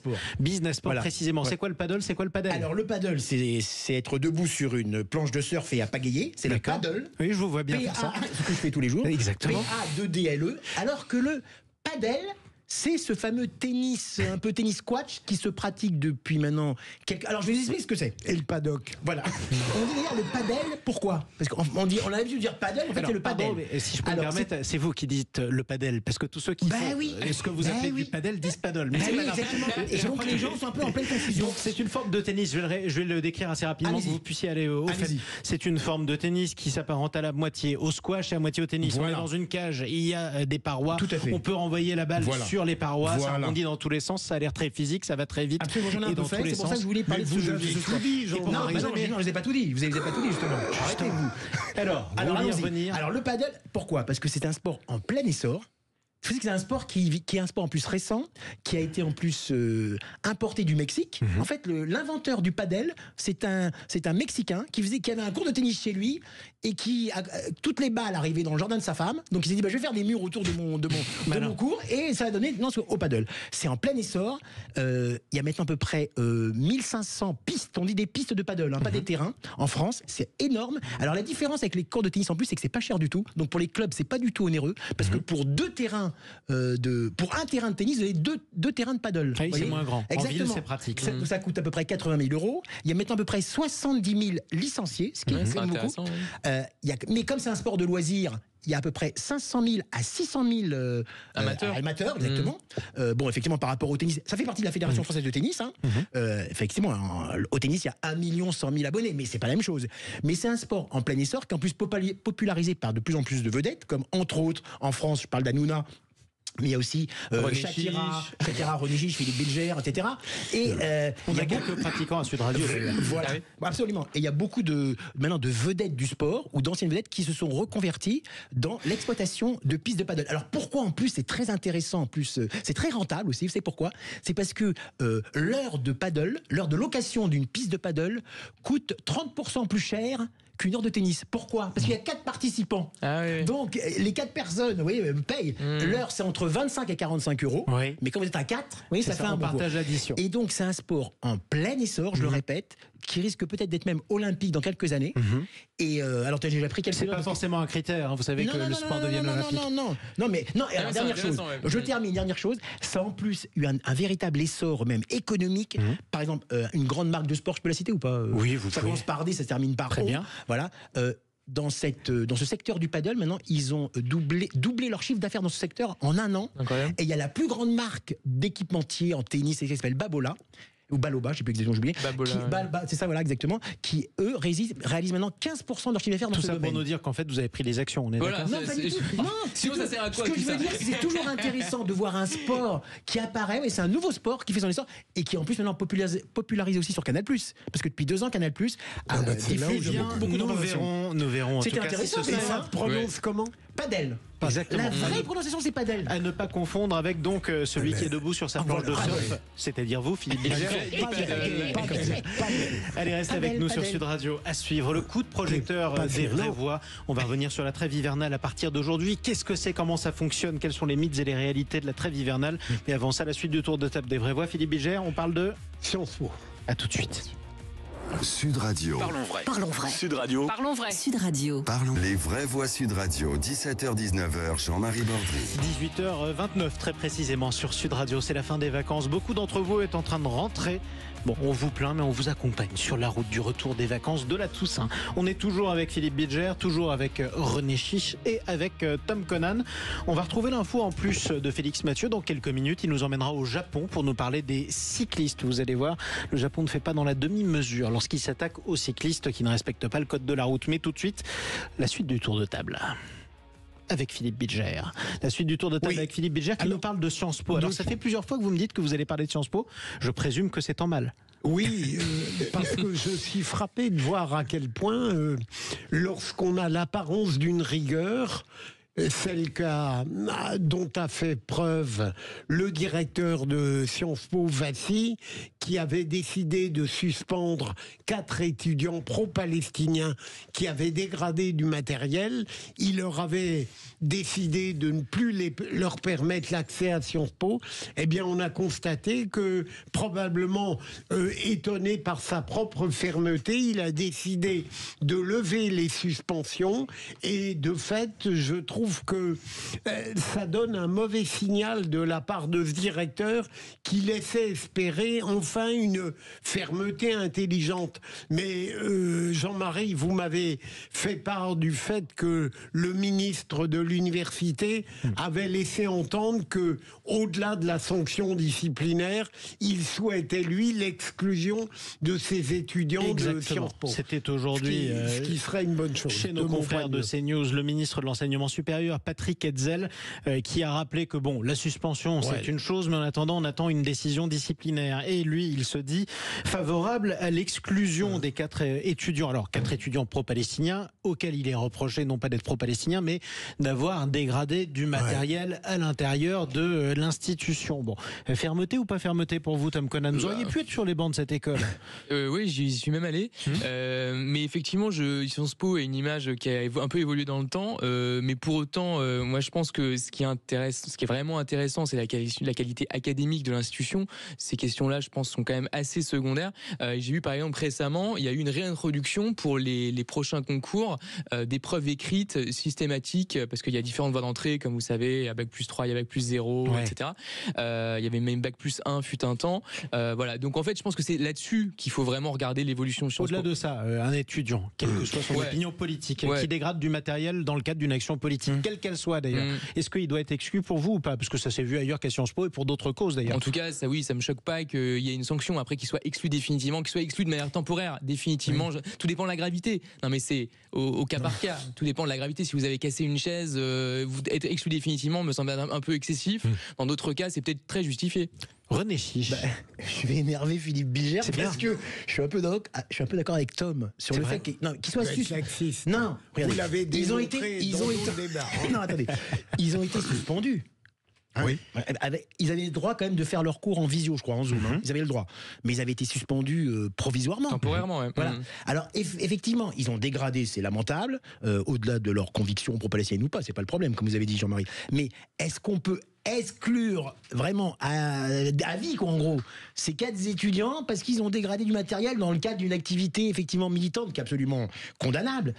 Ça, je suis pas tellement. Je pense que maintenant ces 4 jeunes vont être dans la ligne de mire quand même de la direction de Sciences Po. Ils n'ont pas intérêt à refaire les mêmes erreurs. Donc voilà, ils ont une sanction. Ils reviennent et s'ils refont les mêmes erreurs, ils seront effectivement définitivement exclus. C'est la proportionnalité qu'il faut. Quand même, je trouve, Philippe. Vous avez été accusé, René, de laxisme. Tout de suite, on vous emmène dans un pays qui, lui, n'est pas laxiste. Les vraies voix Sud Radio. J'ai frustré Philippe Bilger, mais il faut que ça vous faut respecter. C'est pas grave. Direction Japon. Place à l'info en plus avec Félix Mathieu. Félix Mathieu, vous nous emmenez au Japon. Le Japon qui s'attaque aux cyclistes qui ne respectent pas le code de la route et qui ne le fait pas dans la demi-mesure. Oui, c'est vrai que le système japonais est réputé pour être assez strict. C'est pas la valise de Carlos Ghosn qui va me contredire. Une nouvelle loi qui vient d'être adoptée au Japon. On est la nouvelle illustration de cette sévérité. Si vous allez là-bas et que vous décidez de téléphoner au guidon en pédalant, eh bien vous risquez 6 mois de prison. Rien de moins, 6 mois de prison. C'est pas 6 points sur le permis, c'est 6 mois de prison. 6 mois de prison. Et si jamais ça vous suffisait pas par-dessus le marché, 100 000 yens d'amende, ça fait un peu plus de 600 €. Ça aussi, c'est une amende quand même qui fait pas semblant, qui s'excuse pas d'exister. Cette disposition draconienne, elle vient d'un constat du gouvernement japonais. Les accidents de la route baissent, mais pas ceux liés au vélo. Au contraire, ils augmentent. Et ces cyclistes japonais qui téléphonent au guidon, non seulement ils se mettent en danger eux-mêmes, mais il est même arrivé plusieurs fois, d'après le gouvernement japonais, que certains tuent des piétons en les percutant, d'où cette peine de 6 mois de prison. Bon, moralité, si en faisant le tour du Japon à vélo, il vous prend l'envie de téléphoner à votre tante Colette pour lui raconter vos vacances, eh bien par précaution, suivez cette recommandation de Carlos Ghosn et de Georges Marchais. Fais les valises, on rentre à Paris. C'était un très beau clin d'œil à Georges Marchais et à la valise de Carlos Ghosn. Bon, effectivement, le téléphone au volant ou au guidon, c'est dangereux, hein, Philippe Bilger. Et puis au Japon, c'est exécuté. Hein. Oui. C'est exécuté aussi parce que tout le monde en général respecte sur place le code de la route globalement. Ils ont une procédure pénale. Comme quoi, je ne suis pas laxiste, mon cher Philippe. Je suis totalement d'accord avec cette. Eh bien, on va voir si vous êtes. Ça me semble un tout petit peu excessif quand même. 6 mois de prison. Oui, un tout petit peu excessif quand même. Ne le dites pas. C'est très dangereux. C'est très dangereux. Ça me paraît délirant. Faites-vous entendre. Ce sera le mot de la fin pour Tom Conan. À suivre sur Sud Radio. On va parler du logement, la trêve hivernale avec notre invité. Est-ce que cette trêve est toujours nécessaire? Est-ce qu'elle est parfois détournée? On va faire le point mythes et réalités de la trêve hivernale avec notre invité Maître Rossi-Landy dans un instant sur Sud Radio. Sud Radio, votre attention est notre plus belle récompense. Je voulais vous dire que j'appréciais vraiment Sud Radio sans vouloir vous flatter parce que vous êtes les seuls quasiment qui êtes capables d'inviter des personnalités qui ont des points de vue différents. Sud Radio, parlons vrai. Les vraies voix Sud Radio, 17h-19h, Jean-Marie Bordry. Les vraies voix sur Sud Radio jusqu'à 19h avec René Chiche. Intarissable, René Chiche. Mes respects. Mes respects, Jean-Marie. Mais j'espère bien vos respects. Je peux vous dire, Jean-Marie, que vous faites une excellente émission. C'est vrai, c'est très, je suis d'accord. Mais vous savez, je risquais pas de vous virer de l'émission avant la fin. Vous avez besoin de dire ça. T'as besoin de faire de la lèche. Votre place est acquise. Tom Conan, une fois que je ne me flatte pas moi-même. C'est pas grave. Tom Conan l'a compris, qu'il ne me flatte pas plus que Philippe Bilger. C'est pas son genre, la flatterie. flatterie. On ne me flatte pas assez. Allez, tout de suite, le coup de projecteur. Les vraies voix Sud Radio. Le coup de projecteur des vraies voix. Nous sommes le 1er novembre. C'est le début de la trêve hivernale. Plusieurs mois sans expulsion de locataires en difficulté. Ça va durer jusqu'au 31 mars. Durant 6 mois, les locataires ne peuvent plus être expulsés de leur logement, même en cas d'impayé. Trêve mise en place à la suite de l'appel de l'abbé Pierre. À l'époque, en 1954, on sortait d'un hiver absolument épouvantable. Il y a de rares exceptions à la trêve hivernale. Quelles sont-elles? On va en parler avec notre invité Romain Rossi-Landy. Bonsoir, maître. Bonsoir. Et merci de nous rejoindre sur Sud Radio en direct. Le jour de la Toussaint en plus, c'est quand même très sympa à vous. Vous êtes avocat spécialisé en droit de l'immobilier. Comment marche la trêve hivernale? Quelles sont les exceptions à la trêve hivernale? À qui sert-elle pour la bonne cause? Et par qui parfois peut-elle être détournée? Vous démêlerez le vrai du faux. Avec nous dans un instant, Philippe Bilger. La trêve hivernale, ça partait d'une bonne intention. Sûrement, c'est-à-dire je me demande si la trêve hivernale, ça n'est pas, mais pardon maître si je dis des absurdités sur un sujet qui me passionne pourtant, est-ce que ça n'est pas la manière dont une société accepte par principe un certain taux de misère, de médiocrité d'existence pas du tout dans le genre du mépris? Est-ce que au fond ça ne pallie pas le fait que nous savons d'emblée que nous n'aurons jamais une société idéale, et est-ce que ça ne nous contraint pas d'une certaine manière à ne pas faire les efforts suffisants pour éviter précisément cette parenthèse qui est la trêve hivernale? On admet que pendant plusieurs mois tous les loyers ne soient pas payés. René Chiche? Alors moi je trouve que la trêve hivernale est indispensable. 3 petits points, dans certains cas. Dans certains cas, lorsque vous avez par exemple une femme seule avec 1 ou 2 enfants qui a des problèmes, je ne sais pas, de chômage ou financier, qui ne peut pas payer son loyer et que ça tombe durant ces mois-ci, en plus durant un trait, on ne peut pas l'expulser. Comme vous l'avez dit si justement en même temps, Philippe, ça permet aussi d'avoir une certaine justice sociale par rapport à une certaine misère qui peut exister. Un étudiant qui n'a pas les moyens non plus, peut-être pendant un moment donné, on n'est pas obligé de l'expulser en plein durant l'hiver. Par contre, là où je ne comprends pas, où les pouvoirs publics n'ont pas encore mis au point une forme d'expulsion obligatoire pour effectivement certains squatteurs, certains délinquants qui sont violents, qui eux ne sont pas expulsés. Alors il y a beau avoir des avis d'expulsion, il faut l'avis de la préfecture pour avoir notre invité vous détaillera d'ailleurs. Maître le dira encore mieux que moi. Donc pourquoi les politiques n'ont pas encore mis au point une loi qui oblige automatiquement tous ces fameux délinquants, dealers, squatteurs à partir, et eux ne doivent pas bénéficier de cette trêve hivernale. À ce propos d'ailleurs, petite parenthèse, vous entendiez à l'instant sur Sud Radio ce témoignage qui était poignant d'une propriétaire d'un immeuble squatté chez André Berkoff, squatté par un groupe de sans-papiers qui était venu ici avec une association. Sachez que ce squat a été levé il y a quelques semaines. C'est important de le préciser aussi pour le contexte. La trêve hivernale pour moi est évidemment justifiée totalement en son principe, mais après la vraie question c'est la pénurie de logements, c'est la cherté des logements. Oui. C'est quand même ça le vrai sujet. S'il y a assez de logements et que les logements sont pas à des prix délirants et que les gens peuvent à peu près se loger avec un travail même à mi-temps, etc., il y a plus de problème, si vous voulez. Le problème évidemment, c'est qu'aujourd'hui, comme il n'y a pas de logements et que les loyers sont encore un peu délirants, même s'il y a un encadrement des loyers désormais dans la plupart des villes de France, ce qui est une bonne chose. Effectivement, derrière, il peut y avoir des abus rares à mon avis, mais qui peuvent peut-être exister. Ouais. Alors, Romain Rossi-Landy, vous êtes toujours avec nous, je le rappelle, avocat spécialisé en droit de l'immobilier. Très concrètement, si je suis propriétaire, que j'ai un locataire qui ne paye pas son loyer pour une raison X ou Y depuis plusieurs mois, ça veut dire qu'à partir d'aujourd'hui, de toute façon, il n'est plus expulsable jusqu'au 31 mars. On est d'accord ? Alors, c'est plus compliqué que ça. C'est pour ça qu'il faut bien préciser à quoi ça correspond la trêve hivernale. En fait, pendant la trêve hivernale, la seule chose qui est interdite, c'est pas de lancer une procédure d'expulsion pour un locataire qui paye pas. C'est de faire exécuter une décision d'expulsion qui a déjà été ordonnée par un juge. Tout à fait. Donc, ce qui ne fonctionne pas pendant la trêve hivernale, c'est tout simplement toutes les décisions de justice qui ont déjà ordonné des expulsions, qui n'ont pas encore eu le temps d'être exécutées et pour lesquelles le préfet n'a pas encore accordé le concours de la force publique. Donc, c'est quand même très important de le rappeler parce qu'il y a beaucoup de gens qui pensent à tort que parce que c'est la trêve hivernale, on ne peut plus lancer de procédure d'expulsion, on ne peut plus délivrer de commandement, c'est faux. Donc les bailleurs doivent continuer à lancer les procédures. C'est même presque le moment idéal pour lancer la procédure, pour pouvoir avoir une décision de justice qui sera exécutoire au moment de la fin de la trêve hivernale, au printemps prochain. Ça, c'est le premier point. D'ailleurs, aujourd'hui, moi, pour les dossiers qui viennent, c'est plutôt des décisions d'expulsion qui ont été prononcées en 2021 ou 2022 en général. Donc, en général, il faut comprendre qu'il y a 2-3 trêves hivernales qui peuvent parfois être nécessaires avant de pouvoir obtenir l'expulsion manu militari. On n'est pas au Japon, vous parliez du Japon tout à l'heure, ça n'a rien à voir. En France, effectivement, les décisions de justice ne sont pas exécutées. Et ce qui est dramatique, alors je parle uniquement sur l'angle juridique là pour l'instant, je comprends très bien, j'adhère à tout ce que vous avez dit d'ailleurs sur...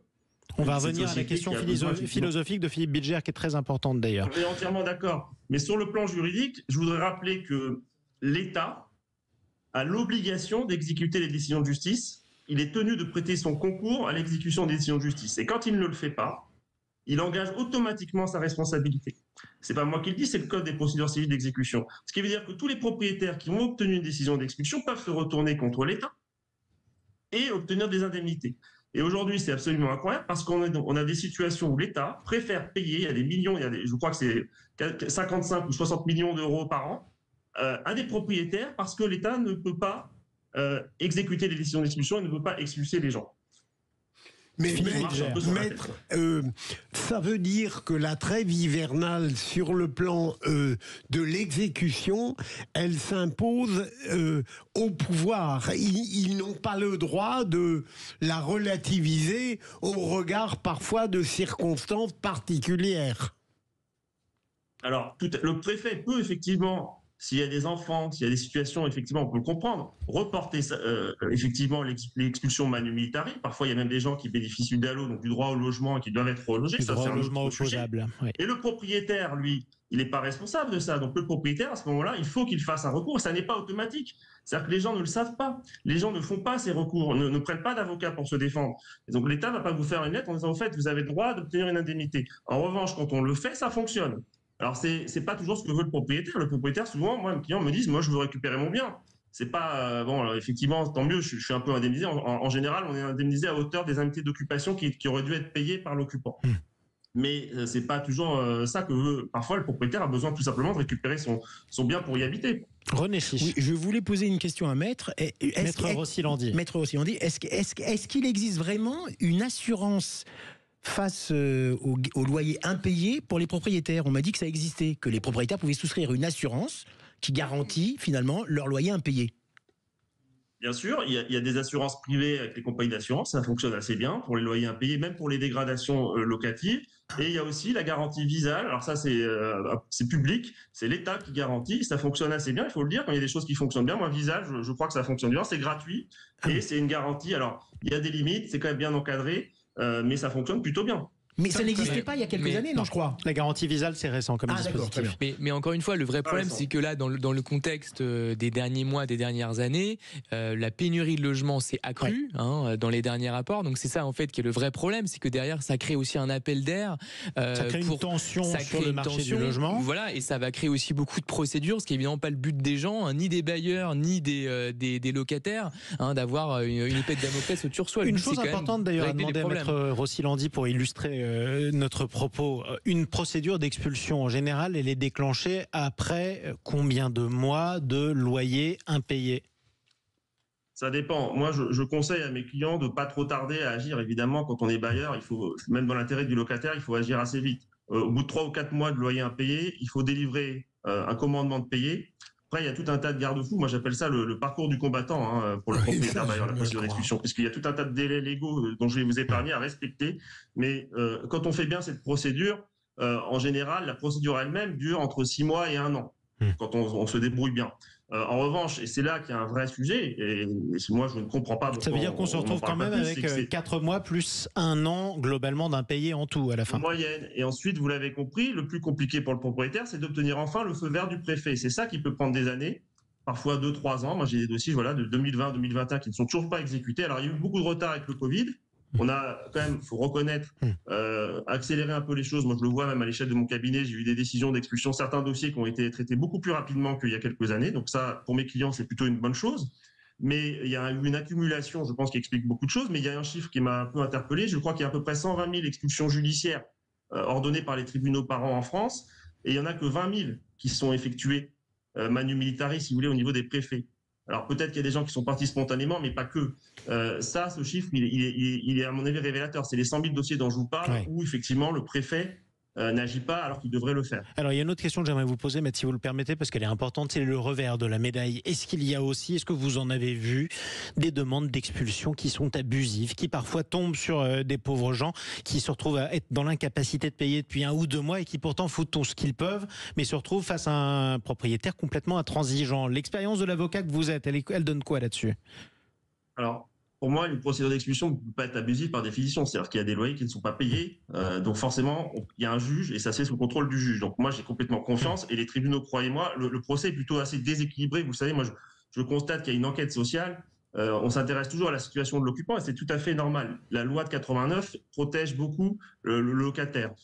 J'essaye moi justement de faire entendre souvent aux tribunaux la voix du propriétaire. C'est pas facile parce que souvent le propriétaire a besoin des loyers pour payer un crédit. Maintenant on commence à en prendre un peu conscience. Le propriétaire moyen, c'est pas du tout quelqu'un de nanti. C'est en général quelqu'un qui a un seul bien et qui a besoin des loyers pour payer pour sa retraite ou quoi que ce soit. Donc c'est important de le rappeler. Et donc toute la procédure est équilibrée. Donc quelqu'un qui est de bonne foi, un locataire qui est de bonne foi, qui pourra probablement rembourser sa dette, il obtient des délais. Il peut obtenir jusqu'à 1 an de délai. Avant, c'était 3 ans. Maintenant, ça a été diminué à 1 an. Mais le tribunal fera son travail. Après, il a d'autres recours. Si jamais la décision était ordonnée, mais qu'il peut encore apurer sa dette, il peut saisir le juge de l'exécution. Tout ça, ce sont des procédures. Mais croyez-moi, il y a beaucoup de garde-fous pour le locataire de bonne foi pour pouvoir rester dans les lieux. Et nous, en tant qu'avocats, quand on défend des propriétaires bailleurs, on préfère avoir un locataire effectivement qui va se rétablir et rester en situation et rester dans les lieux. Donc on accepte les échéanciers dès que c'est possible. Et c'est qu'on a quand même la sensation en vous écoutant que c'est quand même des procédures qui sont très inefficaces, qui sont très longues. À l'issue de tout ça, on imagine que les gens se retrouvent à la rue ou en tout cas sans logement par définition s'ils sont expulsés manu militari comme vous dites. Donc à un moment donné, pour accélérer tout ça, la seule solution, même si évidemment je sais que c'est pas évident, c'est de pouvoir reloger les gens plus facilement. Parce que j'imagine que dans un grand nombre de cas, si les personnes se voient proposer des solutions de logement, elles partiraient d'elles-mêmes. Eh bien en tout cas, on en reparlera peut-être le 31 mars et d'ici là, bien avant, parce qu'on parle immobilier chaque samedi aussi sur Sud Radio, souvent avec vous, mon cher maître Rossi Landy. Notre rendez-vous de l'immobilier, vous êtes locataire ou propriétaire, vous vous posez des questions, chers amis. Il est très clair. Écoutez-nous toujours à 9h15 le samedi jusqu'à 10h avec toute l'équipe de Parlons Immo et Sylvain Lévy-Valency. Merci maître Rossi Landy. À bientôt sur Sud Radio. Merci. Bonne fête de la Toussaint. Merci de nous avoir rejoints en ce jour férié. Merci à vous, Philippe Bilger. À bientôt. À très vite. Nous sommes également avec René Chiche. Merci à vous, mon cher merci Jean-Marie. Et Tom Conan. Merci une autre fois. Chers amis, vous êtes sur Sud Radio, la radio du rugby. La parole est à un homme. Tout de suite, Alexandre Priam. Bonsoir. Salut les Brévois, comment ça va? Ça va très bien, alors je vous dis bonsoir, mais je ne sais pas si je devrais vous dire bonjour parce que vous prenez votre métier tellement à cœur que vous dormez quand il n'y a pas de match et que vous vous réveillez seulement à l'heure des matchs. Et ça, c'est une conscience professionnelle que je tiens à saluer, mon cher Alexandre Priam. Merci beaucoup. On vous retrouve ce soir avec la Pro D2, le plus beau championnat du monde en direct sur Sud Radio. Au programme, mon cher Alexandre. Eh bien, la 9e journée avec, on va attaquer dans quelques instants avec Valence Roman, Brive et puis suivra Aix-en-Provence, Mont-de-Marsan, Aurillac, Oyonnax, Dax, Nice, Béziers, Soyons, Angoulême et Biarritz, Nevers. Avant ce soir à 21h, Grenoble face à Reims avec toute l'équipe Sud Radio Rugby, avec Julien Thomas, Pierre Amiche, Quentin Cavani, Enzo Jacquet, Antoine Mazer et vous au 0826 300 300. Sur Sud Radio, la radio du rugby. À tout de suite Alexandre Priam, juste après les infos de 19h. Bonne soirée sur Sud Radio.